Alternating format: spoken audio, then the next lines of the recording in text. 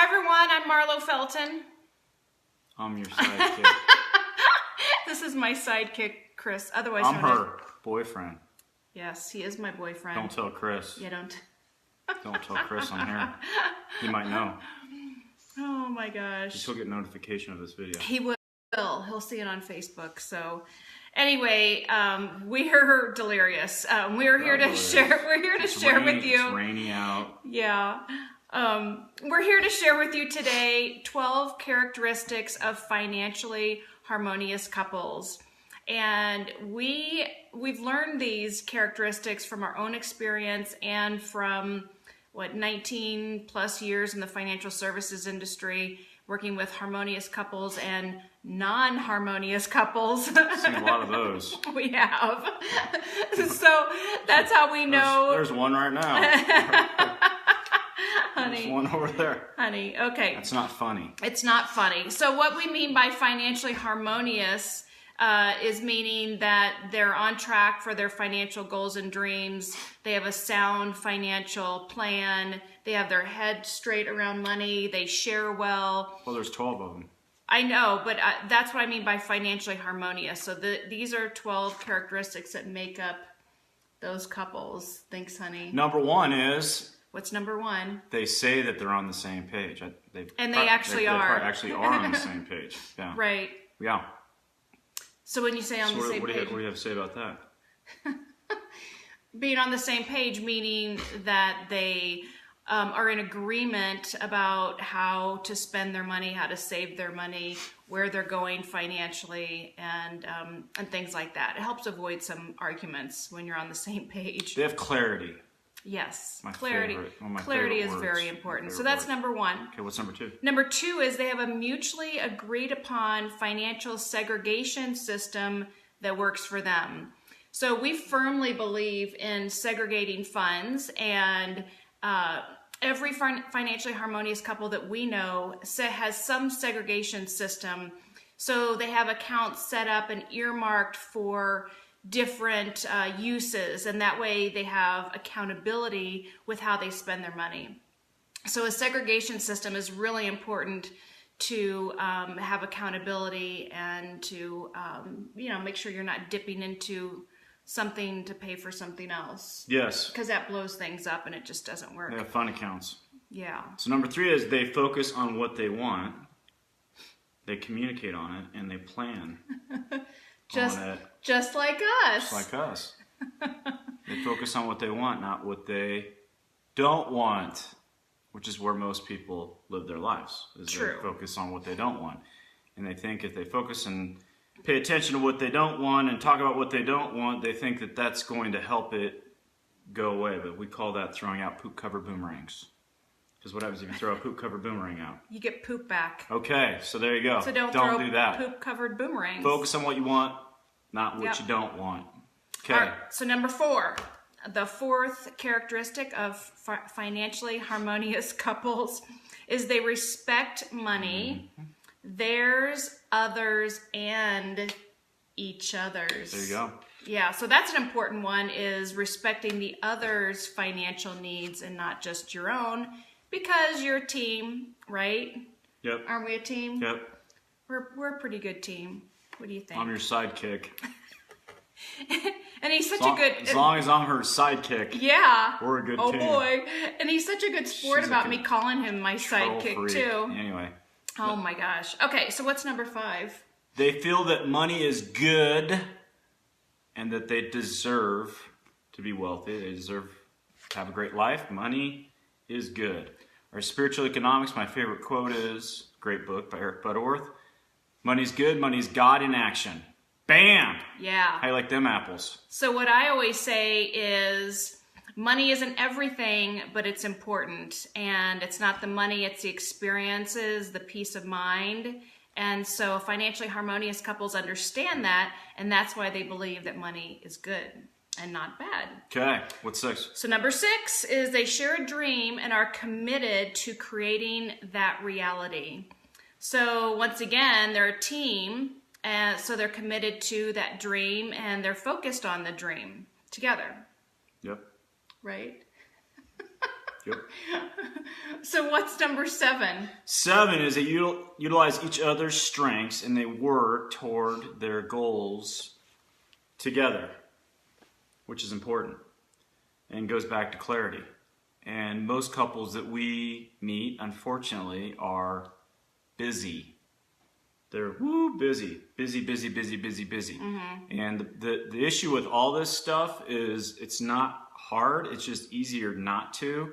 And it falls into that quadrant that's called important, non-urgent. There's a quadrant out there called important, non-urgent. And most people spend their life in non-important, urgent stuff or important, reactive, urgent, and all that. And so all this stuff around financial independence, because it's just so much easier to put it off and put it off and put it off and put it off. And so just a good question to ask yourself, do you have anything that is important that's non-urgent that you're not getting to? So anyway. That's a good one, honey. Well, the sidekick comes through with a good one. There you go. Oh, I can always count on my good old sidekick. Sidekick. All right, so number 8 is they have fun, like doing a Facebook Live on a Saturday afternoon. Boy, do we know how to have a good time. Hey, there's Deb Stutters. Hey, Deb. Hey, Deb Stutters. Deb Stutters is in Florida, by the way. Oh, wow. She knows this. Yeah. She knows this stuff. All right, so number 8, we love you, Deb. Love you, Deb. Number 8, they have fun, yet take their finances seriously and treat household finances as a business. So it's like a household business. I mean, it's your life. It's pretty darn important. And even though they have fun and like to have fun, they take that very seriously and track their net worth, track what's coming in, what's going out, just like you would a business, because it's the most important business that you might have control over. Yep.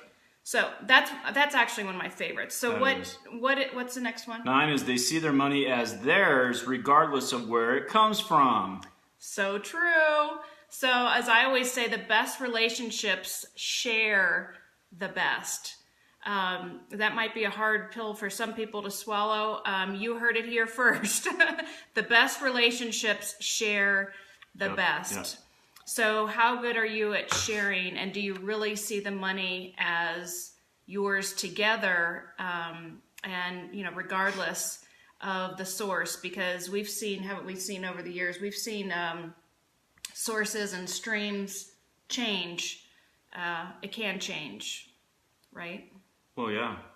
Yeah. Sometimes very dramatically. Well, anytime you're into mind and all that, your ego is jumping into the equation, and that's a sure sign that you're gonna ego's bad, man. You gotta stay away from it, especially around that whole conversation. So good. Yeah. Okay, so that's number 9. So number 10 is they hold each other accountable and maintain a positive attitude towards money. So the accountability is huge, and once again, it's not like going to the principal's office or like you have to go to each other, but that you're focused on the same goal and dream, and you have that segregation system, which creates accountability without one or the other, feeling like they're, pointing the finger at the other or anything like that. So just a good segregation system for accountability and maintaining a positive attitude towards money. And, positive attitude, I think what's important is positive attitude about their ability to earn money. That's important too. Oh my God. You say? Yeah. I saw an example this week of a husband crushing the wife's dream because because his ego got in the way, and well, you can't, and all that, and it was just a massive ego trip, and anyway, have fun in that marriage. Anyway, it's crazy. Oopsie. Yeah. Okay, hopefully they're not watching. Hopefully they're not watching. I'm pretty sure they're not. Anyway. So that's good news because you all are. Yeah. Man. Watch the ego. Oh my gosh. Yeah. Get your ego in check. And that's another blog and Facebook Live that should be on coming soon. That should be on here. Well, there was only room for 12. Okay. So what's number 11? They give generously. This is one of my favorites. I'm reading Circle Makers by, it's over there. Anyway, I can't remember the guy's name. Great book, Circle Makers.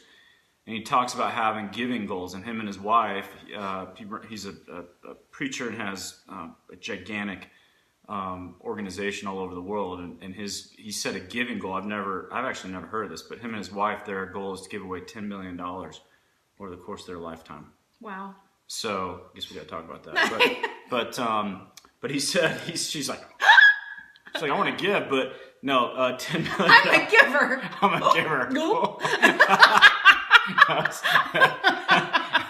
$10 million. You heard it here first. Well, you're gonna hit 100. You're gonna hit 190. So that's only gonna be like $5 a year. Yeah. Anyway, so yeah, the key is living long enough. No, he said I didn't know this, but J.C. Penney, the guy that founded J.C. Penney, his name is J.C. Penney. Yes. So he started out tithing 10% and living on 90%, and he got so wealthy that he reversed that. Where he gave away 90%. Hey, mind blown. Wow. Gave away 10%. So we got to work on that. I mean, lived on 10%, gave away 90%. Gave away 90%. Because he became so wealthy that he could do that. That's incredible. So I want to... Did not know that about Mr. J.C. Penney. Put a number on your lifetime giving... Anyway, that's incredible. That's a new one for me. Okay, so we're going over the 12 characteristics of financially harmonious couples, and we're on to number 12. They're like, thank God. They're all good. I mean, we could have made a much longer list, actually. Well, our former founder used to have he'd go 1. He'd say, I only have 12 points, but it was 1. And then he'd go on for an hour. No, 1A. Oh, 1A, 1B, 1A, I. 1A, I. 2. I remember one time we all started sleeping under the table. Oh my gosh! It was like 4 hours into it, and on number 2, D-I. T-D-I. Okay, so I'm on number 12. This is our last characteristic of financially harmonious couples, and that is they are open to multiple streams of income that can fund their goals and dreams. So every financially harmonious couple, financially independent couple that we know, I don't know an exception to this, has multiple streams of income. And they're open to different streams and ways to fund their goals and dreams because they know things can change. Streams can dry up. They can increase, decrease, and all that. So that's why it's important to have multiple streams of income. Yeah, I mean, people have that's when you wrote our book and you went out and did the research, that was one of the big ahas is they had I think the lowest couple had 8 different streams of income and the highest was in the 20s. And people in the middle class are like, this is what I make, this is how I make it, this is how I do it. And they get stuck in that, that hypnotic rhythm of just being hypnotized about how much they make, how they make it, how it comes in. And what you and I did is we sat down. This is a great exercise. We need to whole show just on number 12. But we sat down and there were no stupid answers. But it was just okay, what can we do? And I lost track of what we got now as far as how many. But but and it's all tied to your purpose. And so you can be real purpose driven and focused on what you're doing. Create masterminds, create connections, create systems that don't take your eye off a ball. We just added a great stream of income earlier this year, and it's just a natural progression, and we created a win-win situation with a company that it's just the client's going to win. They're happy to do the work. That's where their expertise is, and then we're going to benefit from having an income stream from that, and it's not a distraction off our overall purpose, which is helping people free themselves mentally around money. Right, yeah, so the key is being open to multiple streams of income. And Chris brought up a great exercise that we have done numerous times over the past, I would say 10 or so years, and that is having a brainstorming session as a couple and just having the agreement going in that there's no such thing as a stupid idea, that has to be a free-flowing flow of ideas. Unless I have the stupid idea. we haven't really come up with too many stupid ideas. I mean, We've had a couple. we've had a couple stupid ideas, but out of that, yeah, no, we're not going to point any fingers. Anyway, but without, the free flowing of ideas, even if you do come up with a stupid idea here and there, Go Broncos. you don't want to block the good ideas with the fear of coming up with a stupid idea. Yeah. So that's why you really just have to throw everything out there. You can always cross them off your list and move on. However, I've come to the table with things that I was second guessing and, threw them out to Chris and then he, shed some light of something that I hadn't thought of before. And then, we forged ahead and, so, couples money was kind of like that. Yeah. It was a group effort between Chris and I, because I don't know if either one of us, well, first of all, it wouldn't be called couples money, it'd just be money. But it wouldn't be very exciting.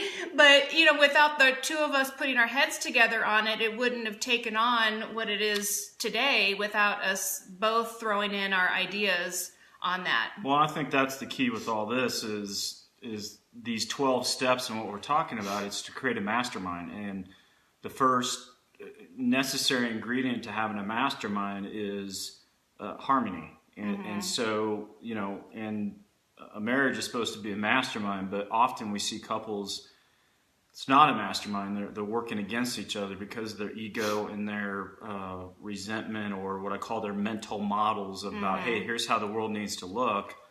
And I'm reading a lot of stuff right now, but about projections and all these things that create disharmonious relationships. But my favorite definition of a mastermind is when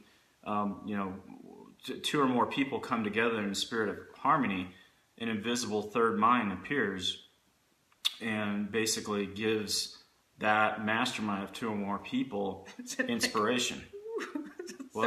I'm doing the third mind. It's like, I don't know, it just sounded funny. Third mind. I know, I understand what you're talking about. I know, I get it. An invisible third funny. mind appears that creates inspiration. And so if it's not harmonious, that invisible third mind, what were you thinking? What was that stupid alien in the Flintstones? Oh yeah. Okay, so if you're old enough to know about Dum Dum, the invisible third mind. That's when the Flintstones just. I know it went down. It started going downhill. The alien with the big green. I know. Head. Yeah. And I think our Facebook Live is going downhill. I know. Anyway, so speaking of masterminds, we have created a private mastermind for you because they are that powerful, and that is the Couples Money Forum. And I have included a link if you want to find out a little bit more about our private mastermind and how you can get direct access to Chris and I through that mastermind called the Couples Money Forum. Click the link to find out a little bit more about that. So thanks for joining us. We appreciate you spending this Saturday afternoon with us, and we'll see you next time. Have a good weekend.